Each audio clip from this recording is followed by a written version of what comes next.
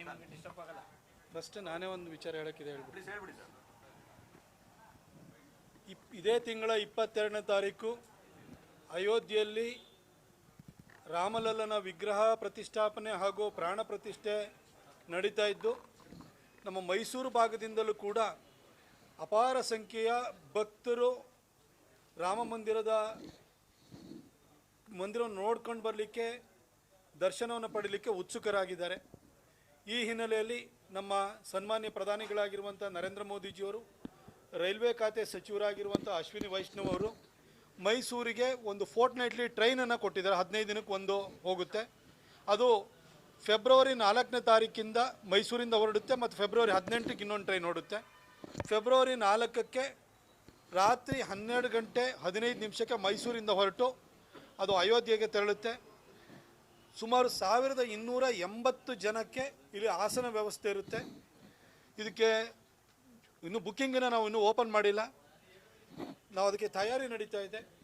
ನಾವು ಅಲ್ಲಿಗೆ ಕರ್ಕೊಂಡೋಗಿ ದರ್ಶನವನ್ನು ಮಾಡಿಸಿ ಅಲ್ಲಿ ರಾತ್ರಿ ವಸತಿ ವ್ಯವಸ್ಥೆನೂ ಕೂಡ ಮಾಡಿ ವಾಪಸ್ ಕರ್ಕೊಂಡು ಬರಲಿಕ್ಕೆ ಎಲ್ಲ ತಯಾರಿ ನಡೀತಾ ಇದೆ. ಇನ್ನು ಒಂದೆರಡು ದಿನಗಳಲ್ಲಿ ನಾವು ಅನೌನ್ಸ್ಮೆಂಟನ್ನು ಕೂಡ ಮಾಡ್ತೀವಿ. ದಯವಿಟ್ಟು ಯಾರ್ಯಾರು ಆಸಕ್ತರಿದ್ದೀರಿ ಅವರೆಲ್ಲರೂ ಕೂಡ ಬುಕ್ಕಿಂಗನ್ನು ಮಾಡಿಕೊಳ್ಳಿ ಅಂತ ನಾನು ಈ ಸಂದರ್ಭದಲ್ಲಿ ಅವ್ರನ್ನ ಪ್ರಾರ್ಥಿಸ್ತೇನೆ. ಕೋಲಾರದಲ್ಲಿ ಶ್ರೀರಾಮನ ಒಂದು ಫ್ಲೆಕ್ಸ್ ಏನು ಹಾಕಿದ್ರು ಈ ಕಾರ್ಯಕ್ರಮಕ್ಕೋಸ್ಕರ, ಅದನ್ನ ಬ್ಲೇಡ್ ಅಲ್ಲಿ ಎರಿಯುವಂತ ಕೆಲಸ ಆಗಿದೆ. ಒಂದ್ ಕಡೆ ಬಿಗಿ ಹರಿಸದವರು ಹೇಳಿಕೆಗಳು ಇರ್ತಾರೆ, ಮತ್ತೆ ಈ ರೀತಿಯಾದಂಥ ಘಟನೆಗಳಾಗ್ತಾ ಇದ್ದಾರೆ. ನನಗೆ ಅದ್ರ ಬಗ್ಗೆ ಮಾಹಿತಿ ಇಲ್ಲ. ಆದರೆ ಕಾಂಗ್ರೆಸ್ಸಿನ ಆಡಳಿತದಲ್ಲಿ ರಾಮನಿಗೆ ಮನ್ನಣೆ ಇಲ್ಲ ಅನ್ನೋದು, ರಾಮ ಸೇತುವಿನ ವಿಚಾರದಲ್ಲಿ ಸುಪ್ರೀಂ ಕೋರ್ಟಿಗೆ ರಾಮನ ಅಸ್ತಿತ್ವವನ್ನೇ ಅಲ್ಲಗಳೆದು ಕೊಟ್ಟಿರುವಂತಹ ಅಫಿಡವಿಟ್ ಇರ್ಬೋದು, ರಾಮ ಒಬ್ಬ ಕಾಲ್ಪನಿಕ ವ್ಯಕ್ತಿ ಅಂತೇಳಿ ಸುಪ್ರೀಂ ಕೋರ್ಟ್ನಲ್ಲಿ ಕಪಿಲ್ ಸಿಬಲ್ ಅವರ ಮುಖಾಂತರ ಹೂಡಿದಂಥ ದಾವೆ ಇರ್ಬೋದು, ಅದು ಯಾವಾಗಲೂ ಸ್ಪಷ್ಟವಾಗಿದೆ. ಕರ್ನಾಟಕದಲ್ಲೂ ಕೂಡ ರಾಮಭಕ್ತರ ಆಶಯಕ್ಕೆ ಅನುಗುಣವಾಗಿರುವಂಥ ಸರ್ಕಾರ ಇಲ್ಲ ಅನ್ನೋದು ಕನ್ನಡಿಗರಿಗೂ ಕೂಡ ಭಾಳ ನಿಧಾನವಾಗಿ ಅರಿವಾಗಿದೆ. ಹಾಗಾಗಿ ಇಂಥ ಘಟನೆಗಳು ಸಂಭವಿಸ್ತಾ ಇರ್ತವೆ. ಲೋಕಸಭಾ ಚುನಾವಣೆ ಸಿದ್ದರಾಮಯ್ಯ ಅವರ ನೇತೃತ್ವದಲ್ಲಿದೆ. ಅವರು ಗೆದ್ದು ಕೈ ಬಲಪಡಿಸಿದ್ರೆ 5 ವರ್ಷ ಅವರೇ ಸಿಎಂ ಆಗಿ ಮುಂದುವರಿತಾರೆ ಅಂತ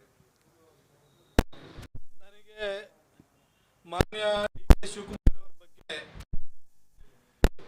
ಒಂದು ರೀತಿಯಲ್ಲಿ ಪಾಪ ಅನಿಸುತ್ತೆ. ಯಾಕೆಂತಂದ್ರೆ ಚುನಾವಣೆಗಿಂತ ಮೊದಲು ಎಸ್.ಎಂ. ಕೃಷ್ಣ ಅವರ ನಂತರ ಮನೆ ಬಾಗಿಲಿಗೆ ಅವಕಾಶ ಬಂದಿದೆ ಅಂತ ಹೇಳಿ ಇಡೀ ಹಳೆ ಮೈಸೂರು ಭಾಗದಲ್ಲಿ ಒಕ್ಕಲಿಗರ ಮನೆ ಹತ್ರ ಹೋಗಿ ಒಂದು ಓಟ್ ಹಾಕಿ ನಿಮ್ಮ ಮನೆ ಬಾಗಿಲಿಗೆ ಮುಖ್ಯಮಂತ್ರಿ ಸ್ಥಾನ ಬಂದಿದೆ, ನನಗೊಂದು ಅವಕಾಶ ಕೊಡಿ ಅಂತ ಕೇಳಿದರು. ಒಬ್ಬ ಪಕ್ಷದ ಅಧ್ಯಕ್ಷ ಆಗಿ ಸಮರ್ಥವಾಗಿ ಪಕ್ಷವನ್ನು ಮುನ್ನಡೆಸೋದು ಮಾತ್ರ ಅಲ್ಲ, ಬಂಡವಾಳ ಹಾಕ್ತಂಥವ್ರು ಡಿ.ಕೆ. ಶಿವಕುಮಾರ್ ಅವರು. ಆದರೆ ಗೆದ್ದು ಕೂಡಲೇ ಸಿದ್ದರಾಮಯ್ಯನವರ ಹಠ ಹಿಡಿದ್ಬಿಟ್ಟು ಅವರ ಕೇಂದ್ರದ ನಾಯಕತ್ವವನ್ನು ಕೂಡ ಅದಕ್ಕೆ ಅವರ ಒತ್ತಡಕ್ಕೆ ಮಣಿದು 2.5 ವರ್ಷ ಸಿದ್ದರಾಮಯ್ಯನವರಿಗೆ, 2.5 ವರ್ಷ ಡಿ.ಕೆ. ಶಿವಕುಮಾರ್ ಅವರಿಗೆ ಅಂತ ತೀರ್ಮಾನವನ್ನು ಕೊಟ್ಟಾಯಿತು. ಆದರೆ ಆ ಚೇರಿಗೆ ಕೂತ್ಕೊಂಡಿದ್ದ ದಿನದಿಂದಲೇ ಸಿದ್ದರಾಮಯ್ಯನವರು 5 ವರ್ಷ ಬಿಟ್ಕೊಡಲ್ಲ ಅನ್ನೋದನ್ನು ಅಲ್ಲಿ ಎಂ ಬಿ ಪಾಟೀಲ್ ಅವ್ರ ಮುಖಾಂತರವಾಗಿ ಈ ಹೇಳಿಕೆ ಕೊಡ್ಸೋಕೆ ಶುರು ಮಾಡಿದ್ರು. ಆಮೇಲೆ ಸತೀಶ್ ಜಾರಕಿಹೊಳಿ ಅವರೇ ಹೆಗಲ ಮೇಲೆ ಬಂದೂಕ ಇಟ್ಬಿಟ್ಟು ಡಿ.ಕೆ. ಶಿವಕುಮಾರ್ ಅವರು ಎದೆ ಕೊಂಡೊಡಿದ್ರು. ಅದಾದಮೇಲೆ ಸಿ ಟಿ ರಾಜಣ್ಣನ ಕೈಲಿ ಹೇಳಿಸಿದ್ರು, ಜಮೀರ್ ಅಹಮದ್ ಕೈಲಿ ಹೇಳಿಸಿದ್ರು. ಹೀಗೆ ಸಾಲಾಗಿ ಡಿ ಕೆ ಅವ್ರಿಗೆ ಬಿಟ್ಕೊಡಲ್ಲ ಅಂತ ಹೇಳಿಸ್ತಾ ಇದ್ರು. ಈ ಮಧ್ಯದಲ್ಲಿ ಸಿದ್ದರಾಮಯ್ಯನವರು ತಾವೇ ಹೇಳ್ಬಿಟ್ರು 5 ವರ್ಷ ನಾನೇ ಅಂದರು. ಈಗ ಮಗನ ಕೈಲಿ ಹೇಳ್ಸೋಕ್ಕೆ ಶುರು ಮಾಡಿದ್ದಾರೆ. ನಾನು ಹಾಸನದಲ್ಲಿ ಯತೀಂದ್ರ ಅವರು ಕೊಟ್ಟಿರೋಂಥ ಹೇಳಿಕೆಯನ್ನು ಕೂಡ ನೋಡಿದೆ.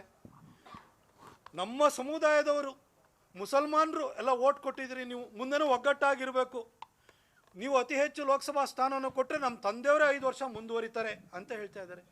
ಅಂದರೆ ಸಿದ್ದರಾಮಯ್ಯನವರಿಗೆ ಅಧಿಕಾರಕ್ಕೆ ಏರಾದ್ಮೇಲೆ ಇನ್ನೂ 5 ವರ್ಷ ತಾವೇ ಮುಂದುವರಿಬೇಕು, ಡಿ.ಕೆ. ಶಿವಕುಮಾರ್ ಅವರಿಗೆ ಬಿಟ್ಕೊಡಲ್ಲ ಅನ್ನೋದನ್ನು ಈಗ ಮಗನ ಮುಖಾಂತರವಾಗಿ ಆ ಸಂದೇಶವನ್ನು ರವಾನೆ ಮಾಡ್ತಿದ್ದಾರೆ. ಆದರೆ ನಾನು ಯತೀಂದ್ರ ಅವರಿಗೆ ಮತ್ತು ಸಿದ್ದರಾಮಯ್ಯ ಸಾಹೇಬರಿಗೆ ನಾನು ಕೇಳುವಂಥದ್ದು ಇಷ್ಟೇ, ಏನು ನಿಮ್ಮ ಸ್ವಜಾತಿಯವ್ರನ್ನ ಆಯೋಜನೆ ಮಾಡಿದಂಥ ವೇದಿಕೆಯಲ್ಲಿ ನಿಂತ್ಕೊಂಡು ನಮ್ಮವರೆಲ್ಲ ಒಂದಾಗಿದ್ದರಿಂದ, ಮುಸಲ್ಮಾನರೆಲ್ಲ ಸಹಕಾರ ಕೊಟ್ಟಿದ್ದರಿಂದ ನಮ್ಮಪ್ಪ ಅಧಿಕಾರಕ್ಕೆ ಬಂದರು ಅಂತ ಹೇಳ್ತಿರಲ್ಲ. ನಿಮ್ಮಪ್ಪ ಚಾಮುಂಡೇಶ್ವರಿ ಕ್ಷೇತ್ರದಲ್ಲಿ 4 ಸರಿ ಗೆಲ್ಲಬೇಕಾದ್ರೆ ಒಕ್ಕಲಿಗರು ಓಟ್ ಹಾಕ್ತಲೇ ಗೆದ್ರ? ನಿಮ್ಮನ್ನು ಬೆಳೆಸಿದಂಥ ಕೆಂಪೇಗೌಡರು ಒಕ್ಕಲಿಗರಲ್ವಾ? ಆಯಿತು, ವರುಣಾದಲ್ಲಿ ನೀವು ಮತ್ತೆ ಗೆದ್ರಲ್ಲ, ಅಲ್ಲಿ ಲಿಂಗಾಯತರು ಓಟ್ ಹಾಕ್ತಲೇ ಗೆದ್ರ?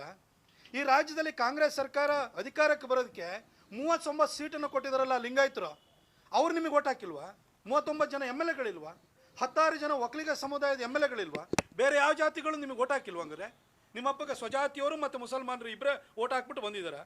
ಖರ್ಗೆ ಅವರು ಮುಖ್ಯಮಂತ್ರಿ ಆಗುವಂಥ ಅವಕಾಶ ಇದೆ ಅಂತ ಅಂದ್ಕೊಂಡು ದಲಿತ ಸಮುದಾಯನೂ ಕೂಡ ಕೈ ಹಿಡಿದಿದೆ, ಎಲ್ಲ ಜಾತಿ ಜನಾಂಗದವರು ಕೈ ಹಿಡಿದಿದ್ದಾರೆ.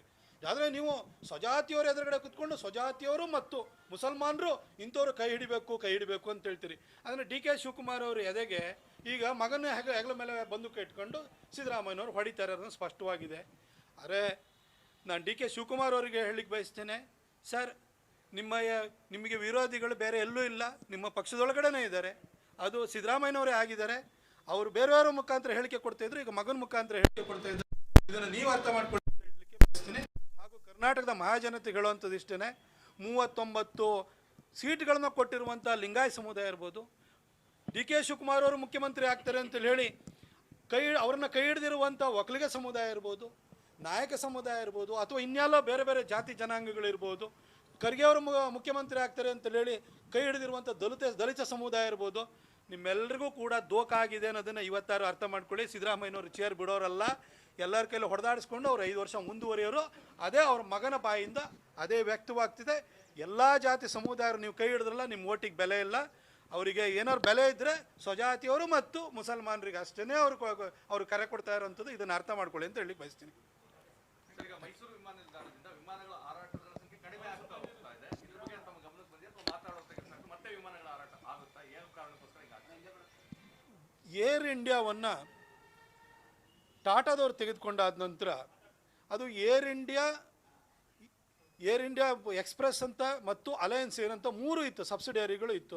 Nandini, Bharat news TV, Mysuru.